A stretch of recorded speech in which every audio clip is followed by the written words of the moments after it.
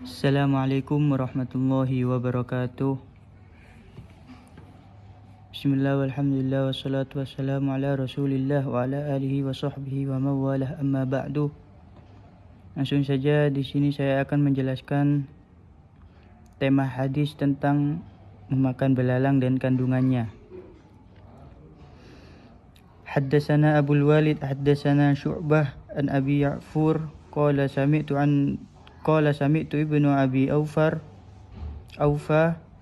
radhiyallahu anhuma qala ghazawna ma'an nabi sallallahu alaihi wasallam sab'a ghazawatin aw sitta kunna na'kulu ma'ahu al-jarad. Qala Sufyan wa Abu Awanah wa Isra'ilu an Abi Ya'fur an ibni Abi Aufa sab'a ghazawat. Telah menceritakan kepada kami, Abul Walid berkata telah menceritakan kepada kami Syu'bah dari Abu Ya'fur. Ia berkata, aku mendengar Ibnu Abu Aufa radhiyallahu anhuma, kami pernah bersama Nabi sallallahu alaihi wasallam melakukan peperangan sebanyak 7 kali atau 6 kali.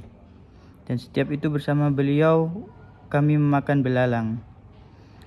Sufyan dan Abu Awanah dan Israel menyebutkan Abu Ya'fur dari Ibnu Aufa dengan lafaz 7 peperangan. Hadis Imam Bukhari. Syarah hadis, maksudnya di sini kita tidak meragukan bahwa mereka para sahabat dan juga Nabi memakan belalang. Tetapi yang menjadi pertanyaan, bagaimanakah cara mereka memakannya? Kehalalan belalang tidak syaratkan padanya menyembelih, karena tujuan penyembelihan adalah untuk mengalirkan darah, sementara belalang tidak memiliki darah. Karena jika Anda menemukan belalang mati, maka Anda boleh memakannya. Pertanyaan berikutnya, bagaimanakah cara menjadikan belalang sebagai makanan? Yaitu bisa dengan cara dipanggang atau bisa juga dengan cara direbus dengan air yang mendidih. Adapun dengan cara dibekukan dalam kulkas, maka sesungguhnya itu satu bentuk penyiksaan. Beda halnya jika dimasukkan ke dalam air yang mendidih, maka ia akan semakin cepat mati. Jadi belalang itu harus dimasukkan ke dalam air yang sangat mendidih. Tidak boleh dimasukkan ke dalam air yang setengah panas sehingga belalang itu tersiksa sebelum mati.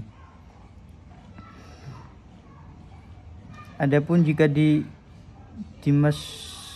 dimasukkan ke dalam kulkas atau freezer, maka itu sama saja dengan penyiksaan. Sementara memutus kepala belalang sebagai penyembelihan maka tidak berdasarkan dalil.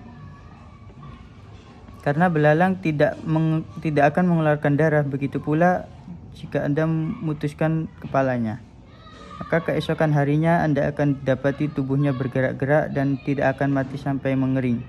Selama belalang itu masih basah meskipun lemas, maka dia hidup walaupun kepalanya putus. Hadis pendukung. Haddatsana Abu Mus'ab haddatsana Abdurrahman bin Zaid bin Aslam an abihi an Abdullah bin Umar anna Rasulullah sallallahu alaihi wasallam qala ahillas lakum maitatani wa damani fa ammal maitatani falhutu wal jaradu wa ammad damani falkabidu wat tahal. Telah menceritakan kepada kami Abdurrahman bin Zaid bin Aslam dari ayahnya Abdullah bin Umar bahwa Rasulullah SAW bersabda, telah dihalalkan buat kalian 2 jenis bangkai dan 2 jenis darah. 2 jenis bangkai dan 2 jenis darah ialah bangkai ikan paus dan bangkai belalang. Sedangkan 2 jenis darah ialah darah hati dan darah limpah. Dan ayat Al-Quran yang berkaitan dengan hadis tersebut terdapat dalam surat Al-Baqarah ayat 29 yang berbunyi, Bismillahirrahmanirrahim, هو الذي خلق لكم ما في الأرض جميعا ثم استوى إلى السماء فسواهن سبع سماوات وهو بكل شيء عليم. Dialah Allah yang menciptakan segala apapun yang ada di bumi untukmu. Kemudian ia menuju ke langit, lalu dia menyempurnakan menjadi 7 langit, dan dia maha mengetahui segala sesuatu. Selain hadis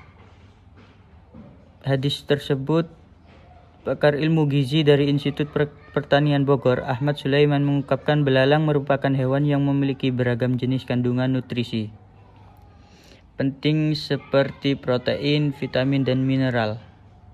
Kalau pada belalang yang masih segar kandungan proteinnya sekitar 20%, tetapi pada yang kering sekitar 40%, belum kulitnya yang juga mengandung zat kitosan seperti udang. Tetapi jenis belalangnya pada musim-musim tertentu ada jenis belalang yang kandungan vitaminnya lebih tinggi. Belalang juga memenuhi 25 hingga 30% kebutuhan vitamin A. Protein ini sangat penting untuk pertumbuhan bila tumbuh kekurangan protein. Penyerapan dan fungsi zat gizi lain dalam tubuh tidak optimal. Misalnya, seseorang yang kurang vitamin A dianjurkan makan banyak sayuran. Tetapi makan sayuran tidak akan optimal kalau tubuh kurang protein karena penyerapan itu tubuh lemak dan protein pengikat retinol. Belalang dapat diolah menjadi bahan pangan atau bentuk makanan lainnya yang lebih menarik dan dapat lebih diterima masyarakat. Mungkin sekian penjelasan dari saya, kurang lebihnya mohon maaf. Wassalamualaikum warahmatullahi wabarakatuh.